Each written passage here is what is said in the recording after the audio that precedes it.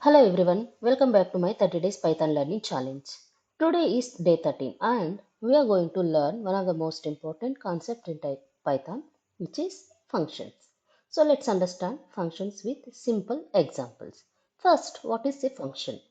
A function is simply a block of code that performs a specific task. For example, imagine I want to print a welcome message multiple times. Instead of writing print statement in three times, I can create a function once and reuse it like this. And then I can call it whenever I need it. So the biggest advantage of function is code reusability. They also make our code easier to read, test and maintain. And the second one is like functions with parameters. Now let's make our function more useful. Suppose I want to greet different people, I can pass a value to the function like def greet name. Under that I can print hello name. Now I can call this greet function in multiple times. Here name is called a parameter and when we pass Raji, that is called an argument. So simply remember parameter is the variable in the function definition. Argument is the actual value we pass when function calling. Then sometimes we don't just want a function to print something.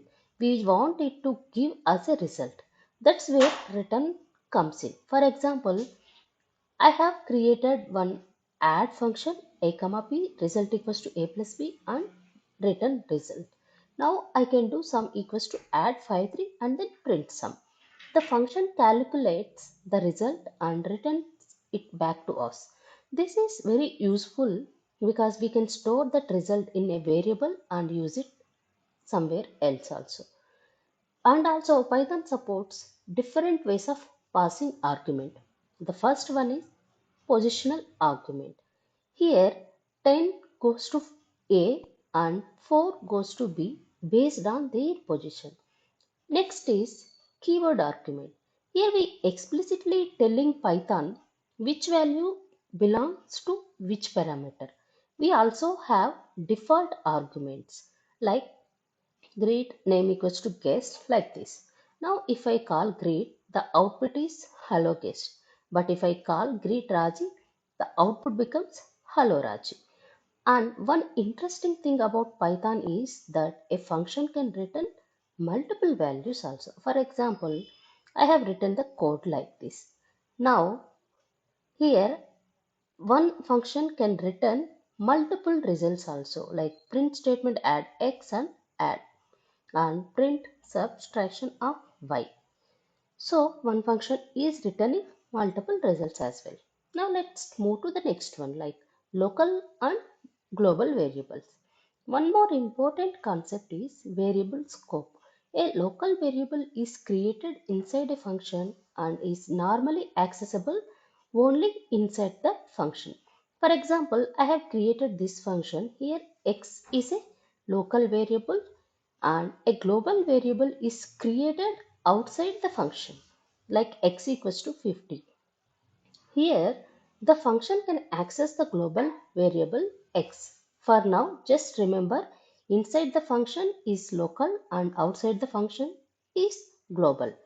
Let's finish with a very simple real example. Suppose I want to calculate the square of a number. Instead of writing the calculation directly, I can create one function like square. This is a real power of the function. We created the logic once and can reuse it with different numbers. So that's our day 13 lesson. Today we have learned functions. Now it's your turn to create a function that takes a list of numbers and returns the largest number. Try it yourself before looking for the answer. If you are following this 30 days Python learning challenge, don't forget to like, subscribe and come back for day 14.